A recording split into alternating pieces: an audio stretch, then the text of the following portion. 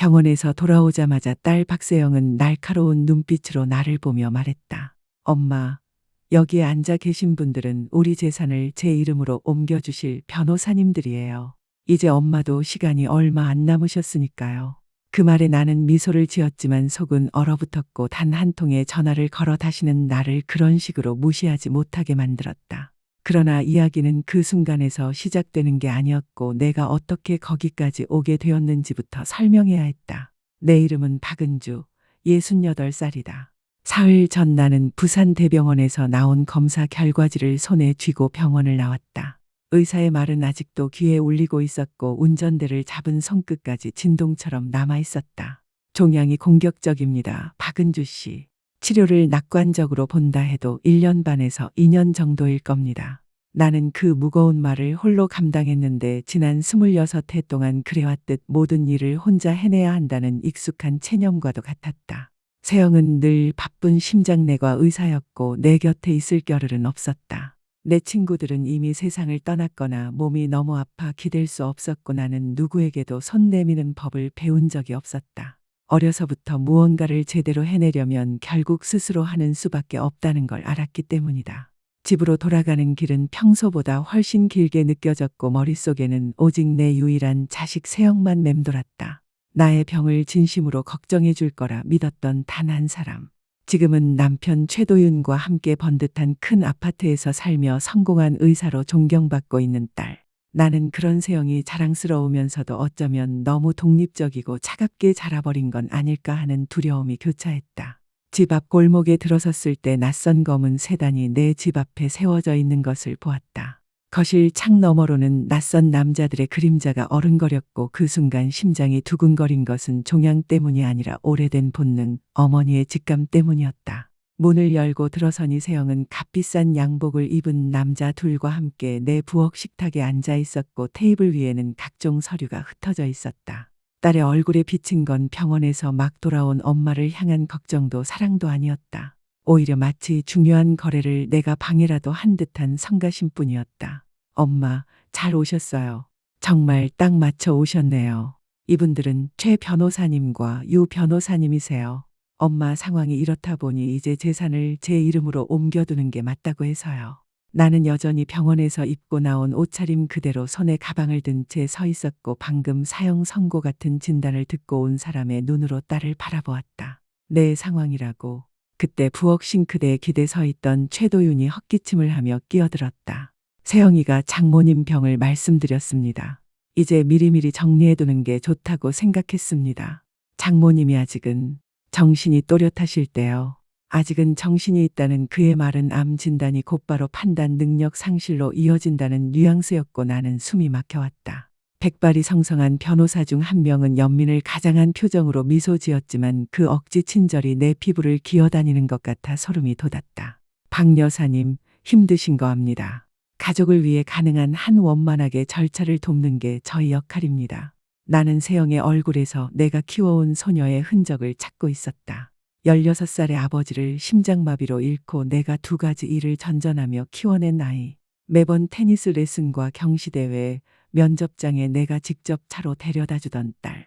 남편과 함께 지은 집까지 팔아 의대 등록금을 대주었던 그 젊은 여인. 그 아이는 어디로 사라져버린 걸까? 내 진단을 어떻게 알았니? 내가 낮게 물었을 때 세영은 눈을 피하며 손끝을 서류 위에 두드렸다. 김현중 교수님이 연락 주셨어요.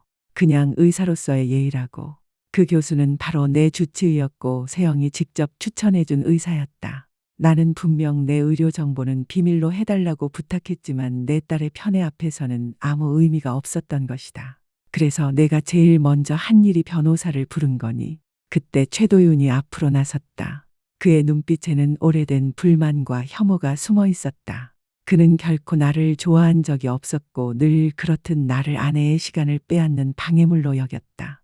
장모님, 현실적으로 생각하셔야죠. 이제 곧 간병도 필요할 거고 요양원 얘기도 나올 수 있습니다. 이런 절차는 오래 걸립니다. 세영이가 엄마를 챙기면서 법적 문제까지 떠안을 순 없잖아요. 날 챙긴다고. 나는 속으로 씁쓸히 웃었다. 세영이 마지막으로 날 챙겨준 게 언제였던가. 연락조차 없는 딸이 겨우 하는 말은 약속을 취소하거나 여행 갈 때 자기 집게를 맡아달라는 부탁뿐이었다. 나는 가방을 조용히 내려놓고 테이블 위에 흩어진 서류들을 바라보았다. 등기 이전 서류, 포괄 위임장, 은행 계좌 위임장까지 그들은 모든 걸 준비해온 상태였다. 도대체 얼마나 전부터 이런 걸 계획한 거냐? 내가 묻자 공기 속에 연기가 피어오르듯 침묵이 흘렀다. 세영은 잠시 눈빛이 흔들리며 죄책감 같은 것이 스쳤지만 곧 다시 돌처럼 굳어졌다. 엄마, 너무 오버하지 마세요. 저희는 엄마를 도우려는 거예요. 또 그 말 돕는다. 나는 비웃음이 나오려 했지만 터져나온 건 울음에 가까운 신음이었다. 26해 동안 혼자 키워온 딸, 늘 내 삶보다 앞세워온 존재, 피와 가족은 특별하다고 믿어온 내 세월이 눈앞에서 부서져 내렸다. 이것이 보상이라니. 나는 머릿속으로 생명보험 4억 원, 평생을 바쳐 다 갚은 집, 꼬박꼬박 모아온 적금 통장을 떠올렸다. 언젠가 세영에게 의미 있는 무언가를 남겨주리라 생각했지만 그것은 내가 멸치볶음과 된장찌개로 끼니를 때우고 15년 된 소나타를 타며 휴가 한 번 없이 살아온 대가였다. 생각할 시간을 좀 달라. 내가 힘겹게 말했을 때 최도윤의 턱선이 굳어졌다. 시간이 문제입니다. 장모님, 이런 절차는 몇 달도 걸립니다. 어머니가 방금 충격적인 소식을 들으셨잖아요. 세영이 덧붙였지만 그 목소리는 낯설고 건조했다. 연습된 대사처럼 공허했다. 나는 딸을 똑바로 보았다. 정말 오랜만에 진심으로 마주한 시선이었다. 언제부터 이 아이가 내 존재를 이미 죽은 사람처럼 처리해야 할 짐처럼 이야기하게 된 걸까? 변호사들은 서류를 챙기며 내일 다시 연락하겠다 말했고 최도윤은 그들을 현관까지 배웅하며 작게 일정을 조율했다. 세영은 식탁에 홀로 남아 오랜만에 나와 단둘이 있었다. 엄마, 갑작스럽게 느껴지실 거 알아요. 그래도 저는 엄마를 지켜드리려고 하는 거예요. 엄마가 안전하게 계실 수 있도록. 그 순간 나는 믿고 싶었다. 천둥치던 밤마다 내 침대 속으로 파고들던 어린아이. 세상에서 엄마가 제일 좋다 말하던 소녀가 아직 어딘가에 남아있기를. 하지만 시선을 피하고 식탁 위를 두드리던 딸의 손끝이 모든 걸 말해주고 있었다. 이것은 나를 위한 게 아니었다. 오직 자기들을 지키기 위한 몸부림이었다. 세영이 내일 다시 얘기하겠다며 떠나자 나는 결심했다. 죽어가는 늙은 여자를 마음대로 휘두를 수 있다고 생각한 내 딸은 이제 곧 알게 될 것이다. 아직 엄마에게 남아있는 싸움의 힘을. 나는 전화를 집어들었다. 그날 밤 잠은 오지 않았다. 나는 거실에 앉아 지난 26해의 기억에 둘러싸인 채 내가 어디서부터 잘못된 걸까 곱씹고 있었다. 집은 더 이상 예전 같지 않았고 마치 누군가가 이미 해체를 계획해둔 인생의 박물관처럼 낯설게 느껴졌다. 나는 세영이의 옛방으로 걸어 들어갔다. 그 아이가 집을 나간 뒤로 나는 방 안을 한 번도 바꾸지 않았다. 고등학교 때 받은 트로피들이 여전히 선반 위를 채우고 있었고 의과대학 합격 통지서는 액자에 넣어 벽에 걸려 있었다. 서랍장 위에는 우리 둘이 함께 찍은 사진들이 가득했다. 그러나 그 사진들을 바라보는 순간 가슴이 저려왔다. 모든 사진 속에서 나는 세영을 사랑으로 바라보고 있었지만 세영은 언제나 카메라만을 향하고 있었다. 나는 침대 밑에서 낡은 신발 상자를 꺼냈다. 그 안에는 성적표와 내가 모아둔 학교 과제들이 가득 들어 있었다. 초등학교 3학년 때 만든 어버이날 카드도 있었다. 우리 엄마는 나를 지키기 위해 열심히 일하는 최고의 엄마다. 고등학교 시절 썼던 에세이에는 홀로 나를 키운 엄마가 나의 영웅이라고 적혀 있었다. 내가 결혼 반지를 팔아 의학시험 준비 학원을 보내줬을 때 건넸던 감사 편지도 있었다. 그 말들이 언제부터 아무 의미도 없는 문장이 되어버린 걸까? 언제부터 나는 영웅이 아니라 짐이 되어버린 걸까? 그날 밤 내가 건 전화를 받은 이는 변호사도 재정 설계사도 아니었다. 세영 말고 내가 가진 유일한 가족, 언니 문영숙이었다. 영숙 언니는 지금 광주에 살고 있었고 우리 대화는 명절에나 드물게 이어졌지만 그 사람은 내가 딸을 위해 무엇을 희생해 왔는지를 기억하는 유일한 존재였다. 은주야, 지금 부산은 한밤중일 텐데 무슨 일이야? 나는 모든 것을 털어놓았다. 암 진단, 변호사들, 그리고 마치 이미 죽은 사람 대하듯 나를 바라본 세영의 눈빛까지. 언니는 어린 시절 그랬던 것처럼 한마디 말도 끊지 않고 들어주었다. 난 놀랍지도 않아. 그 애는 오래전부터 너를 당연하게 여겨왔잖아. 그래도 내 딸이야. 언니, 내 딸이지. 그런데 그 애가 언제 엄마답게 대했니? 통화를 끊고 나서도 그 질문은 오래도록 머릿속에 울려 퍼졌다. 세영이 마지막으로 내 삶, 내 건강, 내 행복을 물어본 게 언제였을까? 단순히 이야기를 나누고 싶어 전화를 건 적은 언제였을까? 나는 기억조차 할 수 없었다. 다음 날 아침, 세영보다 먼저 전화를 걸어온 건 최도윤이었다. 그것이 경고의 시작이었음을 나는 그때 알았어야 했다. 장모님, 어제 얘기 잘 생각해 보셨습니까? 생각해 봤습니다. 잘 됐습니다. 세영이랑 상의해 봤는데요. 앞으로 치료받으실 동안만이라도 저희 집에서 함께 지내시는 게 어떨까 합니다. 또 내 상황이라는 표현, 암조차도 그들에겐 불편한 일정을 조율해야 하는 문제일 뿐인 듯 들렸다. 그런 제안 고맙습니다. 하지만 저는 제 집이 편합니다. 그의 목소리는 곧 단단해졌다. 장모님, 현실적으로 생각하셔야죠. 이제 곧 도움이 필요하실 겁니다. 응급 상황마다 세영이 부산 이쪽까지 달려올 수는 없잖아요. 응급 상황. 나는 은퇴 후 혼자 산 지 12년 동안 단 한 번도 세영을 부른 적이 없었다. 몇 해 전 겨울 계단에서 굴러 발목을 삐었을 때도 혼자 운전해 응급실에 갔고, 지난해 봄 식중독으로 고생했을 때도 스스로 버텼다. 나는 평생 내 응급 상황을 내 손으로 해결해왔다. 세영이는 뭐라 하던가요? 잠시 침묵이 흘렀다. 세영이도 장모님을 위해서라고 생각합니다. 물론 저희 둘 다요.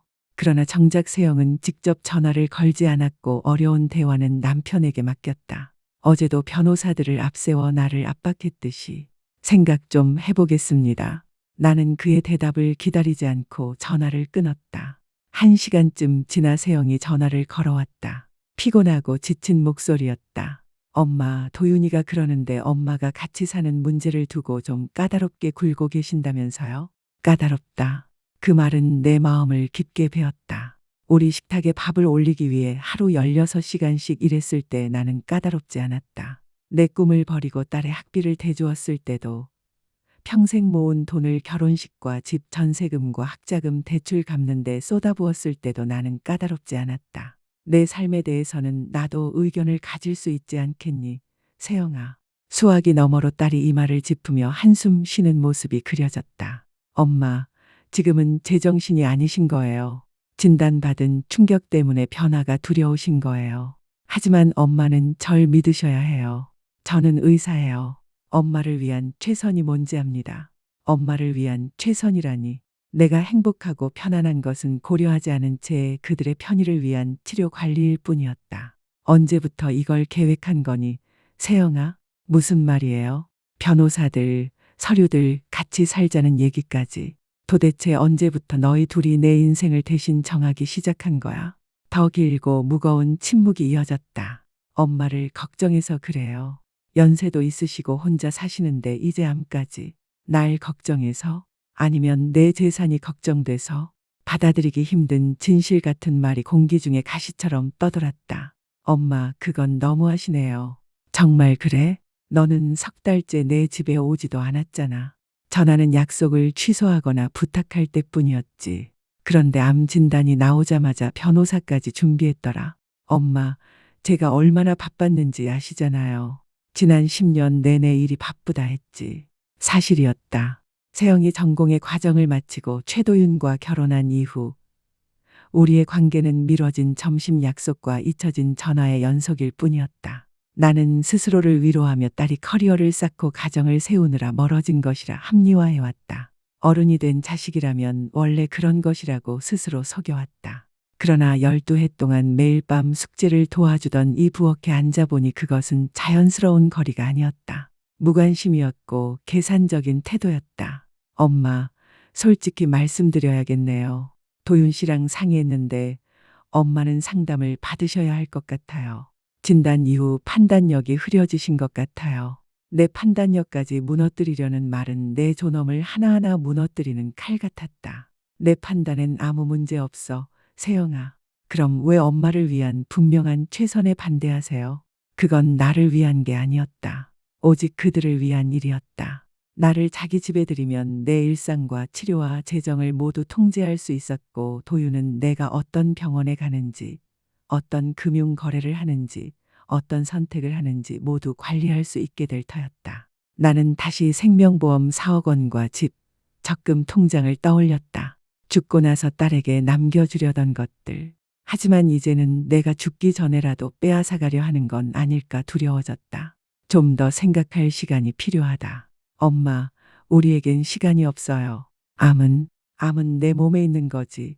내 머리에 있는 게 아니다. 난 아직 내 결정을 내릴 수 있다. 한동안 침묵이 흘렀고 세영은 차가운 목소리로 다시 말했다. 환자와 대화하듯 무심하고 냉정하게. 알았어요. 하지만 오래 끌지 마세요. 도윤 씨 말로는 법적 절차가 시간에 민감하다니까요. 전화를 끊고 나는 식탁에 앉아 울었다. 암 때문도 죽음 때문도 아니었다. 손을 꼭 잡아주던 내 어린 딸이 사라지고 이제는 나를 하나의 자산으로만 바라보는 낯선 이가 남았다는 사실 때문이었다. 그러나 눈물을 닦아내며 나는 결심했다. 병든 늙은 여자를 마음대로 흔들 수 있다고 최도윤과 박세영이 착각했다면 곧 알게 될 것이다. 나는 68패를 바보로 살지 않았다는 걸. 다시 전화를 집어들었을 때 이번에 내가 찾은 이는 변호사가 아니었다. 8해 동안 옆집을 지켜온 고정자였다. 고정자는 72의 나이에도 눈빛이 또렷했고 3번의 결혼과 5 아이를 홀로 키워낸 삶이 만들어낸 솔직함을 숨김없이 드러내는 사람이었다. 게다가 은퇴한 신용정보 조사원 출신이었다. 내가 상황을 설명하자 그녀는 창밖을 힐끗 보며 말했다. 은주 씨, 며칠 전부터 집 앞에 낯선 고급 차들이 오가는 걸 보고 있었어요. 아무래도 냄새가 이상하더라고. 이틀 만에 고정자가 내 손에 쥐어준 자료는 피가 얼어붙을 만큼 충격적이었다. 최도윤은 단순히 허영심 많은 변호사가 아니라 심각한 도박 중독자였고 그 빚은 상상하기조차 힘든 규모였다. 신용기록 출력물, 카지노에서 찍힌 사진, 여러 장의 카드에서 현금 서비스로 끌어쓴 내역까지 줄줄이 증거가 놓였다. 사위가 진 빚이 2억이 넘습니다. 이것도 쉽게 찾은 것만 그렇고 아마 더 있을 겁니다. 나는 종이들을 바라보며 속이 뒤집혔다. 세영이는 알고 있을까? 고정자는 고개를 저으며 낮게 말했다. 내가 이런 경우를 많이 봤어요. 그런 남자들은 아내 몰래 빚을 감추고 최소한만 메꾸면서 위태로운 집을 유지하죠. 하지만 결국 다 무너져요. 그날 저녁 나는 세영과 최도윤의 집으로 불쑥 찾아갔다. 도윤은 늘 나를 반기지 않았기에 거의 가지 않던 집이었지만 이번만큼은 딸의 얼굴을 직접 확인해야 했다. 그 화려한 집은 내 낡은 집과는 달리 모던하고 값비싼 장식으로 가득했다. 문을 연 도윤은 골프 셔츠 차림의 불쾌한 기색을 숨기지 않았다. 장모님, 무슨 일로 오셨어요? 세영이랑 같이 사는 문제에 대해 얘기 좀 하고 싶어서요. 잠시 망설이던 그는 마지못해 문을 열었다. 부엌에 있어요. 저녁 먹던 중입니다. 부엌의 대리석 식탁에 앉아 휴대폰을 만지던 세영은 내가 들어서자 고개를 들었다. 그 순간만큼은 다시 어린 딸을 보는 듯했다. 피곤에 지친 얼굴은 나이보다 더 늙어 보였고 눈가에는 지워지지 않는 그늘이 드리워져 있었다. 엄마, 무슨 일이에요? 내 말대로 이 집에서 같이 지내는 걸 생각해봤다. 내 대답에 도윤이 반색하며 뒤에서 끼어들었다. 잘 됐네요, 장모님. 내일부터 바로 준비하면 되겠습니다. 나는 세영의 표정을 살폈다. 안도나 기쁨이 아닌 마치 갇힌 듯한 두려움이 번졌다. 엄마, 정말 괜찮으시겠어요? 물론 저희는 환영하지만 좀 더 시간을 두셔도 돼요. 그때 도윤의 손이 세영의 어깨에 올려졌고 그녀는 미세하게 몸을 움찔했다. 세영이가 엄마 일상이 흔들릴까 걱정하는 거예요. 하지만 저희 둘 다 이게 최선이라 생각합니다. 그는 늘 세영 대신 말했고 세영은 그의 말에 따르는 습관이 몸에 배어 있었다. 그 순간 나는 깨달았다. 세영은 가해자가 아니라 또 다른 피해자였다. 나는 1시간가량 그들과 대화를 이어가며 도윤이 대화를 장악하는 모습을 지켜봤다. 세영이 병원 일로 지쳤다 말하면 그는 호들갑 떤다고 몰아붙였고 휴가 얘기를 꺼내면 가게 계획을 핑계로 잘랐다. 집을 나서려 할 때 세영이 현관까지 따라와 처음으로 단둘이 있게 되었다. 엄마, 정말 괜찮으세요? 여기서 같이 사시는 거. 현관 불빛 아래에서 본 딸의 얼굴은 순간 동안 더 어린아이처럼 보였다. 내가 괜찮니, 세영아? 세영은 창 너머 집안을 흘끗 바라보았다. 창가에 서 있던 도윤이 우리를 지켜보고 있었다. 엄마를 위한 게 최선이에요. 너를 위한 건 뭐니? 그 질문에 딸의 눈이 흔들렸다. 언제부터 누구도 그녀의 바람을 묻지 않았던 걸까? 세영은 억지로 미소 지으며 말했다. 저는 괜찮아요. 도윤 씨가 잘 챙겨줘요. 그러나 그 말은 그녀 자신조차 설득하지 못하는 듯 떨리고 있었고 나는 모든 걸 알아차렸다. 그날 밤 나는 다시 고정자에게 전화를 걸었다. 도윤에 대해 더 알아봐 주세요. 도박 말고 모든 걸요. 무슨 생각이에요? 내 딸은 여자를 착취 대상으로 보는 남자와 살고 있어요. 아마 나만이 첫 희생자는 아닐 겁니다. 다음 날 아침 고정자의 전화는 내 손을 떨리게 했다. 도윤은 과거 결혼한 적이 있었고 전처는 이혼 직전 친정어머니를 의문의 교통사고로 잃었다는 것이다. 사고 직전 고인의 유언장이 바뀌어 모든 재산이 사위인 도윤에게 넘어갔고 전처는 빈손으로 파산을 맞이했다. 고정자의 설명에 따르면 그 어머니는 건강했고 발작이나 지병이 전혀 없었다. 경찰이 수사했지만 증거는 나오지 않았다. 도윤은 이미 약탈자로 살아온 남자였다.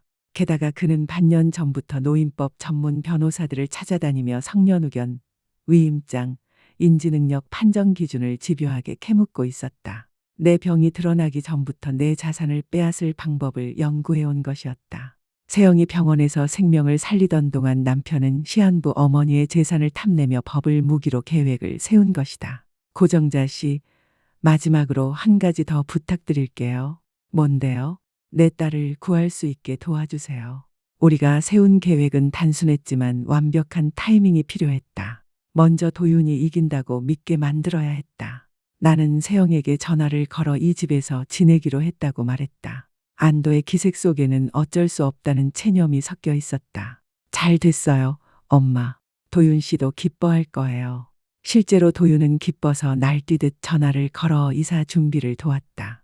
다음 주 이삿날을 잡고 재정 정리까지 도와주겠다 했으며 편의를 위해 위임장 서명도 바로 해두라고 재촉했다. 모든 것이 그의 계획대로 굴러가는 듯 보였지만 그 역시 모르는 게 있었다. 나 또한 이미 준비를 시작했다. 그날 저녁 나는 다시 내 거실에 앉아 눈을 감았다. 나는 곧 잃게 될 삶을 바라보며 앉아 있었다.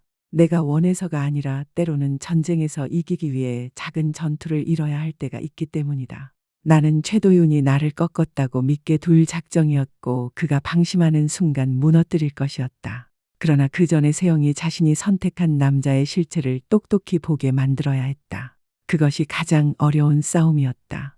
세영과 도윤의 집으로 들어간 것은 아름다운 감옥에 발을 들이는 기분이었다. 그들은 나에게 정원으로 난 창이 있는 1층 게스트룸을 내주었고 딸은 늘 어머니가 가까이 있어 치료에 도움이 될 거라 말하며 나를 맞이했다. 하지만 첫 주가 지나기도 전에 나는 이 생활이 의미하는 바를 똑똑히 깨달았다. 도윤은 집안의 모든 것을 통제했다. 보일러 온도, 텔레비전 채널, 식사 시간, 세탁기 사용하는 순간까지.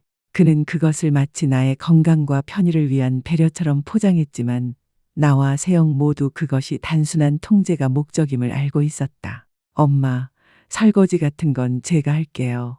엄마는 푹 쉬세요. 세영은 그렇게 말했지만 그녀의 눈빛에는 도윤 씨가 전화할 때 부엌에 있지 말라는 암묵적인 뜻이 담겨 있었다. 장모님, 약은 제가 챙기겠습니다. 혹시라도 2번 드시면 안 되잖아요. 도윤은 그렇게 말하며 약봉지를 내 손에서 빼앗았다. 그 말의 진짜 뜻은 당신이 뭘 언제 먹는지 내가 다 알아야 한다는 것이었다. 가장 고통스러운 건 세영이 점점 달라지는 모습을 지켜보는 일이었다. 그녀는 자기 집에서조차 눈치를 보며 조심스레 말했고 도윤이 있으면 거의 입을 열지 않았다. 남편이 출근하면 그제야 길게 숨을 내쉬며 안도하듯 보였다. 그렇게 2주쯤 지났을 때 고정자의 전화가 걸려왔다. 우리가 정해둔 암호가 있었다. 만약 그녀가 책 모임은 잘 돼가냐고 묻는다면 중요한 정보를 찾았다는 뜻이었다. 은주 씨, 책 모임은 잘 되세요? 네, 잘 되고 있어요. 이번 주는 어떤 책이에요? 재정 기록과 전화 기록에 대한 아주 흥미로운 이야기요. 오늘 밤 혼자 있을 때 이메일을 꼭 확인해 보세요. 그날 밤 도윤은 서재에 있었고 세영은 병원 당직이었다. 나는 방문을 잠그고 노트북을 열었다. 고정자가 보낸 자료는 내 피를 끓게 만들었다. 은행 기록에는 세영 이름으로 된 대출 신청서에 위조된 서명이 있었고 전화 기록은 도윤이 도박에 빠져 있던 날들을 고스란히 드러냈다. 심지어 카드 명세서에는 고객 상담이라 속였던 날마다 카지노 결제 내역이 찍혀 있었다. 그러나 가장 충격적인 건 도윤과 사채업자 사이의 이메일이었다. 그는 세영의 의사 면허 번호를 담보로 걸어 빚을 보장하고 있었던 것이다. 만약 돈을 갚지 못하면 세영의 직업, 의사로서의 삶 전체가 무너질 수 있었다. 딸은 자신이 쌓아온 모든 것을 남편이 걸고 있었다는 사실조차 모르고 있었다. 나는 그 서류들을 모두 출력해 약봉지 안에 숨겼다. 그리고 다음 계획을 세웠다. 세영이 진실을 직접 확인해야 했지만 동시에 즉각적인 위험에 빠지지 않도록 조심해야 했다. 이미 도윤은 점점 더 집착적이고 폭력적인 기색을 보이고 있었기 때문이다. 늦은 저녁이 5분 늦게 나왔다고 언성을 높였고 통화가 길었다고 눈을 흘겼으며 우편 배달원에게 미소를 보였다며 불편한 기색을 드러내곤 했다. 기회는 사흘 뒤 찾아왔다. 도윤이 고객을 만나러 출장 간다며 집을 비운 것이다. 고정자의 감시에 따르면 그는 사실 주말 내내 강원도 카지노에 머물 예정이었다. 나는 세영과 단둘이 있을 수 있는 첫 기회임을 직감했다. 금요일 저녁 도윤이 떠난 뒤 부엌에서 세영은 미납 고지서를 바라보며 멍하니 앉아 있었다. 세영아, 우리 얘기 좀 할 수 있을까? 세영은 놀라며 고개를 들었다. 그럼요, 엄마. 어디 아프세요? 딸의 첫 반응이 늘 내 건강뿐이라는 사실이 가슴을 저며왔다. 나는 괜찮아. 오히려 내가 걱정된다. 제가요? 엄마가 아프신데요. 나는 아이였을 적 학교 문제로 울던 세영과 마주 앉던 그때처럼 식탁에 마주 앉았다. 세영아, 내가 마지막으로 행복했던 게 언제니? 그 질문은 그녀의 가슴을 세차게 후려친 듯했다. 입술이 달싹이다 닫히고 눈이 흔들렸다. 저 무슨 말씀이세요? 진짜 행복했을 때 말이야. 누가 바라서가 아니라 내 스스로 웃음을 지었던 순간이 언제였니? 내가 원하는 걸 내 의지대로 선택한 순간은 언제였니? 세영의 눈가에 눈물이 차올랐다. 엄마, 무슨 말씀인지 모르겠어요. 마지막으로 친구랑 나간 게 언제니? 내 맘대로 물건을 산 게 언제니? 말 한마디에도 눈치 보지 않고 대화한 게 언제였니? 세영은 결국 얼굴을 두 손으로 가리며 울음을 터뜨렸다. 기억이 안 나요. 정말 기억이 안 나요. 나는 손을 뻗어 그녀의 떨리는 손을 잡았다. 아가야, 내가 보여줄 게 있어. 대신 약속해. 침착하게 끝까지 들어야 한다. 세영은 고개를 끄덕이며 눈물을 훔쳤다. 나는 방으로 가 약봉지 속에서 서류를 꺼내왔다. 내가 어떤 분에게 부탁해서 도윤 씨의 재정을 조사했어. 엄마, 왜 그런 걸? 내가 걱정돼서. 그리고 뭔가 잘못됐다는 느낌이 강하게 들어서. 나는 식탁 위에 자료들을 펼쳤다. 위조된 서명, 숨겨진 빚, 도박 내역, 빚 독촉장, 그리고 세영의 의사 면허를 담보로 한 이메일까지. 문서 하나하나가 딸의 세계를 무너뜨리고 있었다. 세영의 얼굴빛이 하얗게 질렸고 손은 더 심하게 떨렸다. 이게 진짜예요? 도윤 씨가 그럴 리가 없어요. 절 사랑하는데 사랑은 내 경력을 담보로 잡지 않아. 사랑은 내 서명을 위조하지 않아. 사랑은 매일 거짓말하지 않아. 세영은 5천만 원 대출 서류를 들여다보며 중얼거렸다. 난 이런데 서명한 적 없어요. 본 적도 없어요. 알아. 하지만 그는 우리 재정이 튼튼하다. 노후 자금을 모으고 있다고 속였지. 사실은 다음 도박 자금을 챙기고 있었던 거야. 세영은 절망스러운 눈빛으로 나를 바라보았다. 엄마, 이제 어떻게 해야 하죠? 내가 어쩌다 이렇게 바보가 된 거죠? 너는 바보가 아니야. 그저 믿었던 거야. 그게 내 잘못은 아니야. 근데 어떻게 이렇게까지 몰랐을까요? 그는 조종의 달인이야. 그리고 넌 본래 착한 사람이기에 남도 그렇다고 믿은 거야. 긴 침묵 끝에 세영의 눈빛 속에서 수년 만에 본 결의가 빛났다. 엄마, 이제 어떻게 하죠? 이제 다시는 그가 널 해치지 못하게 만들 거야.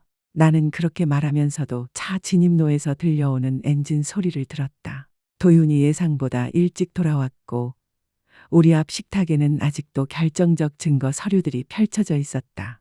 세영의 눈이 공포로 커졌고 나는 서류를 끌어모으며 속삭였다. 빨리 아무 일도 없었던 것처럼 해. 마지막 문서를 봉투에 밀어 넣을 즈음 도윤이 문을 열고 들어왔다. 그는 세영의 눈가에 번진 눈물 자국을 보더니 내 얼굴을 훑어보았고 의심이 서서히 눈빛에 걸렸다. 무슨 일인데 그래? 세영은 입을 떼었지만 말이 나오지 않았다. 나는 그녀가 다시 오래된 두려움과 복종의 틀로 미끄러져 들어가는 것을 보았고 그제야 깨달았다. 진실을 보여주는 것만으로는 부족하다는 사실, 그의 통제는 너무 깊고 오래 스며들어 있었고 우리가 세영을 구하고 내 재산을 지키려면 결국 그 스스로 본색을 드러낼 수밖에 없는 상황으로 몰아야 한다는 사실을. 게다가 우리가 알아낸 범위를 그가 눈치채기 전에 서둘러야 했다. 은주 진료 일정 얘기 좀 하고 있었어. 나는 아무렇지 않은 표정으로 그의 시선을 정면으로 받았다. 세영이가 치료 스케줄 정리 도와줬거든. 그는 우리 사이를 번갈아 보며 눈을 가늘게 뜨더니 그래, 뭐 다들 이렇게 체계적으로 움직이는 게 좋지 하고 중얼거렸다. 체계적이라는 그 단어는 마치 어른의 일을 감당 못하는 아이들을 감독하겠다는 말처럼 내 피부를 스칠 때마다 소름을 일게 했다. 며칠 동안 나는 이전보다 더 주의 깊게 그를 관찰했다. 그는 의심했지만 아직 경보가 울릴 정도는 아니었고 내 진료 예약과 통화 기록, 방에 머문 시간까지 꼬치꼬치 묻기 시작했다. 세영도 달라진 시선으로 그를 보기 시작했고 오랫동안 보지 못했던 통제의 패턴들을 하나씩 인식하기 시작했다. 하지만 그는 영리했고 조종의 기술을 수년 동안 닦아온 사람이라 쉽게 허점을 드러내지 않았다. 나는 세영이 더는 외면하거나 합리화할 수 없을 만큼 명백하게 그의 본성을 드러낼 장면이 필요했다. 마침 종양내과 외래에서 다음 검사 일정을 잡겠다는 전화가 왔고 도윤은 나 대신 전화를 받겠다며 간호사에게 마치 내 법정 대리인인 양 지시를 내렸다. 그는 내게 묻지도 않은 채 치료와 검사에 대해 결정을 내렸고 그 장면을 지켜보던 세영의 얼굴에 서서히 어떤 깨달음이 번졌다. 도윤 씨, 엄마 결정은 엄마가 하셔야 하는 거 아니에요. 그는 계산된 목소리로 바로 받아쳤다. 세영, 어머니가 상황에 압도되어 있어. 우리가 도와서 제대로 판단하시게 해야지. 내가 스스로 삶을 관리할 수 없다는 미묘한 암시, 성년후견을 위한 밑작업 같은 말들이 공기 중에 깔렸고 그날 밤 나는 방에서 고정자에게 전화를 걸어 계획을 실행하자고 말했다. 정말 괜찮겠어요? 이걸 시작하면 되돌릴 수 없어요. 괜찮아요. 내 딸이 어떤 남자와 살고 있는지 알아야 하고 내가 살아온 모든 걸 그에게 빼앗기게 두지 않을 거예요. 계획은 단순했지만 타이밍이 완벽해야 했다. 고정자는 그의 도박 동향을 계속 살피고 있었고 금요일 밤 큰 판이 잡혀 있다는 걸 알고 있었다. 그는 세영에게 법률 학회 참석이라고 말했지만 우리는 강원도 카지노로 갈 것을 알고 있었다. 그가 없는 사이 우리는 그가 돌아왔을 때 본색을 드러낼 수밖에 없도록 무대를 만들어둘 생각이었다. 금요일 저녁 도윤은 서류 가방을 들고 집을 나섰다. 그 안의 서류가 대부분 베팅 내역과 차용증이라는 걸 나는 알고 있었다. 세영은 병원에서 늦게까지 근무였고 우리에겐 준비할 시간이 충분했다. 밤 9시 고정자가 추가 자료를 들고 도착했다. 이번 자료는 더 치명적이었다. 그는 내 병이 확정되기 전부터 암 환자의 인지 기능 변화를 검색했고 성년후견 개시 요건과 무능력 판정 기준, 위임장 활용 방법까지 집요하게 뒤졌다. 몇 달 전부터 다 준비해둔 거예요. 검색 내역 좀 봐요. 암 환자 초기 치매 징후, 후견 개시 사유, 판단 능력 상실자의 위임장. 나는 속이 뒤틀렸다. 그는 내가 아프기를 기다렸다. 그때가 오면 법과 서류를 앞세워 내 자산을 접수하려고. 게다가 노인정신과 전문의에게도 문의했더군요. 정식 예약까진 안 갔지만 절차를 다 알아뒀어요. 10시 반쯤 세영이 돌아왔고 우리는 거실 탁자 위에 증거들을 펼쳐 보여주었다. 세상에, 세영은 검색 기록 출력물을 들고 속삭였다. 엄마가 아프기 전부터 이걸 계획한 거였네요. 이것도 봐. 나는 특히 치명적인 이메일을 건넸다. 그 안에서 그는 완벽한 먹잇감을 찾았다고 자랑했고 자산이 있는 노인과 순진한 딸을 이용할 계획을 떠벌렸다. 우릴 먹잇감이라 부르다니 나를 순진하다 하고. 그게 그의 진짜 마음이야. 넌 아내가 아니라 체면과 돈으로 들어가는 통로였던 거지. 11시 15분 차가 진입로에 멈추는 소리가 들렸다. 고정자는 대부분의 서류를 재빨리 챙겼지만 몇 장은 일부러 탁자 위에 남겨두었다. 우리가 중요한 얘기를 나눴다는 인상은 주되 우리가 어디까지 파악했는지는 감추기 위해서였다. 문이 열리고 그는 초췌하고 언짢은 얼굴로 들어왔다. 판이 잘 풀리지 않았음이 표정에 그대로 드러났다. 거실에 앉아있는 고정자를 보자 얼굴이 더 굳었다. 이 시간이면 가셔야죠. 여기 왜 계십니까? 세영은 몇 주 만에 가장 안정된 목소리로 말했다. 암 환자 지원 모임 정보 좀 알려주러 오셨어요. 도윤의 시선이 탁자 위 서류를 훑었다. 그는 멀찍이 서도 내용을 읽어보려 했으며 그것이 위협인지 아닌지 재고 있었다. 이런 방문엔 시간이 늦었네요. 고정자가 부드럽게 웃었다. 중요하면 밤늦게까지 있어도 괜찮죠. 치료비가 걱정돼서요. 지원 제도 정보를 좀 나눴어요. 치료비라는 단어에 그의 턱선이 굳었다. 그건 우리가 알아서 할 일입니다. 정말 그러세요? 다른 재정 압박까지 겹치면 의료비는 금방 감당이 어려워지던데요. 미묘한 찌르기였지만 그는 곧 알아챘고 의심의 눈길로 고정자를 노려보았다. 이제 가시죠. 그럼 저는 이만. 필요하시면 언제든 연락하세요. 무엇이든요. 문이 닫히자 그는 곧장 세영을 향해 돌아섰다. 방금 그게 진짜 뭐였지? 무슨 뜻이에요? 시침이 떼지 마. 그 여자가 암 지원 같은데 관심 있을 사람으로 보여? 왜 여기 온 건데? 나는 딸의 침묵을 지켜보았다. 예전 같으면 그는 무릎 꿇듯 사과했겠지만 배신의 증거를 본 지금의 세영은 단호히 말했다. 엄마를 돕는 친구예요. 그게 전부예요. 그의 가면이 벗겨졌다.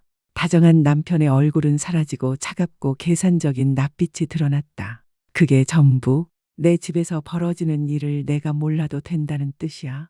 내 아내가 누구를 만나든 상관없다는 거고 아내가 친구를 집에 들이는데 당신 허락이 왜 필요하죠? 세영의 목소리는 더 단단해졌다. 재정 같은 걸 귀에 넣는 친구라면 얘기가 다르지. 우리 엄마 재정은 당신 소관이 아니에요, 도윤 씨. 공기가 얼어붙었다. 그는 그 한마디를 곱씹었고 우리 관계의 힘의 축이 달라졌다는 사실을 알아차렸다. 뭐라고? 세영은 일어서서 그를 똑바로 바라보았다. 우리 엄마 재정은 당신 소관이 아니라고 했어요. 엄마는 치료와 돈에 대해 스스로 결정하실 수 있어요. 그의 얼굴이 붉게 달아올랐다. 내 엄마는 죽어가고 있어. 제대로 생각을 못 하시잖아. 누군가는 후회할 결정을 막아야지. 엄마가 보호받아야 할 유일한 사람은 당신이야. 그 말은 선전포고처럼 허공에 그어졌다. 그는 노골적인 분노로 세영을 노려보았고 나는 우리의 덫이 정확히 작동해 그가 더는 가면을 유지할 수 없는 지점까지 밀려났음을 깨달았다. 지금 뭐라고 했지? 그의 목소리는 낮고 위협적이었다. 그리고 나는 알았다. 이제 그가 진짜 모습을 보여줄 것임을. 이어진 일은 내가 바란 그대로였지만 여전히 눈앞에서 보기는 고통스러웠다. 그의 가면은 미끄러지는데 그치지 않고 산산이 부서졌다. 내가 참 배은망덕한 년이구나. 그가 독이 오른 목소리로 내질렀다. 내가 너를 위해 뭘 해왔는데, 뭘 줬는데, 내가 이렇게 갚아. 세영은 한 걸음 물러섰다. 결혼한 지 10년 동안 그는 이런 말투를 쓴 적이 없었다. 그의 통제는 늘 배려와 사랑의 포장지에 쌓여 있었기 때문이다. 진정해요, 도윤 씨. 나한테 진정하라마. 그는 발을 내디디며 고함쳤다. 우릴 위해 내가 얼마나 희생했는지 알아? 이제 와서 그 늙은 오지랖 이웃이 퍼뜨린 헛소리 때문에 다 망치겠다고. 나는 침묵으로 그가 스스로를 폭로하도록 두었다. 그의 모든 문장이 우리가 파헤친 진실을 증명하고 있었다. 무슨 희생을 했는데요? 세영의 목소리는 떨렸지만 꺾이지 않았다. 정확히 뭘 희생하셨는데요? 그는 비웃음을 흘렸다. 내가 번 그 월급으로 이 집이 유지된다고 생각해. 내 차, 내 생활 수준, 그게 다 내 힘으로 된 줄 알아? 우리는 함께 만든 줄 알았어요. 우리는 아무것도 함께 만든 적 없어. 내가 만들었지. 내가 병원에서 아픈 사람들 상대하며 놀이하는 동안 진짜 돈을 번 건 나야. 위험을 짊어진 것도 나고. 무슨 위험을 감수했다는 거예요? 그 한마디가 내가 기다리던 틈이었다. 투자야, 세영. 내 좁은 머리로는 이해도 못할 고위험 투자. 이제 곧 큰돈을 거둘 수 있는 자리에 올랐는데 내가 엄마 감정 지켜주겠다고 다 망치려는 거야. 세영은 마치 낯선 일을 보는 눈빛으로 남편을 응시했다. 어떤 투자예요? 서류를 보여주세요. 그의 눈빛에 당황이 스쳤다. 스스로 너무 많은 걸 흘렸음을 깨달은 듯했다. 너는 세부까지 알 필요 없어. 서류를 보여달라고 했잖아요. 세영의 목소리는 이제 단단했다. 난 내게 아무것도 보여줄 필요 없어. 재정은 내가 관리하잖아. 우리 재정이요? 세영은 또박또박 말했다. 엄마 이름으로, 내 신용으로, 내 의사 면허까지 담보로 잡은 게 재정이에요. 순간 도윤의 몸이 굳어졌다. 뭐라고 했어? 내가 나섰다. 세영이가 말했잖아. 내가 그녀의 면허를 담보로 도박 빚을 보장했다는 거. 도윤 씨, 정말 우리가 모를 거라 생각했어? 그는 고개를 획 돌려 나를 노려보았다. 눈에는 순수한 증오가 불타올랐다. 간섭질하는 늙은 년, 이 모든 게 당신 때문이야. 아니야. 세영이 단호히 잘랐다. 이건 다 당신 잘못이야. 도윤은 다시 아내를 향해 몸을 돌렸다. 내가 뭘 하는지 몰라서 그래, 세영. 나한테 대들면 너는 모든 걸 잃게 돼. 이 집도, 내 병원도, 내 명예도. 난 내 인생을 무너뜨릴 수 있어. 난 이미 아무것도 없었어요. 세영의 목소리는 낮았지만 강했다. 행복도, 자유도, 존중도 없이 살았으니까. 이제야 그 이유를 알았네요. 나는 딸이 마침내 자기 힘을 찾는 모습을 보며 내 생애 가장 자랑스러운 순간을 느꼈다. 도윤은 마지막으로 애써 달래듯 목소리를 바꾸었다. 세영아, 자기야, 내 말 좀 들어. 어머니는 아프셔서 제대로 판단 못해. 주변에서 조종하는 거야. 가족을 갈라놓게 두지 마. 우리가 쌓아온 걸 무너뜨리지 마. 하지만 세영은 흔들리지 않았다. 우리가 쌓아온 건 거짓이었어요, 도윤 씨. 우리 결혼도 거짓이었고, 당신은 날 사랑한 게 아니라 내가 가진 걸 탐낸 거죠. 그의 얼굴은 분노로 뒤틀렸다가 이내 차갑게 굳어졌다. 그는 이미 다음 수를 계산하는 눈빛이었다. 좋아, 내 마음대로 해. 하지만 내가 뭘 버린 건지 곧 알게 될 거다. 그는 계단 쪽으로 발을 돌렸다. 짐을 싸고 다음 사기를 궁리할 셈이었다. 도윤 씨, 내가 불렀다.